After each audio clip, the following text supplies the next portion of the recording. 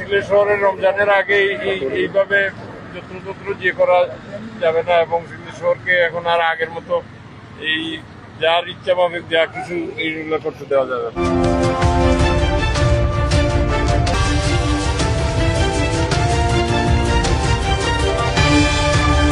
সিভিলে আছে না সিভিলে না, পোশাকে আছে, বন্দরের দিকে গেছে। ওগুলা ইয়ে করে দিন।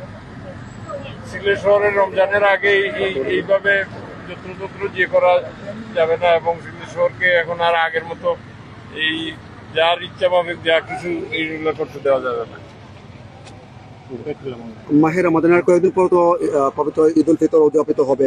আসলে যে সিলেট নগরীর নিরাপত্তার বিষয়টি আসলে কিভাবে দেখছেন? আমরা সর্বোচ্চ নিরাপত্তা দিব। জনগণকে একবারে দরজা খুলে ঘুমাবে, জনগণ দরজা খুলে ঘুমাবে। এই সিলেটের জনগণ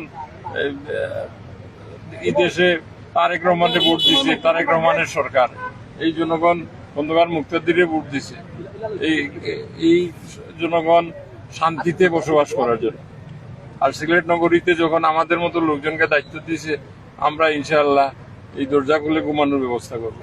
পুনরায় কি সিলেট নগরীতে কোনো ধরনের অপরাধ সংঘটিত হবে না বলে আমরা আশা করতে পারি? এইটা তো আমরা জিরো টলারেন্স। এখন এই বিষয়গুলো তো আর এখন তো আর কোনো ধরনের ইনসিডেন্ট যাতে না হয়, এই জন্য তো কাজ করা।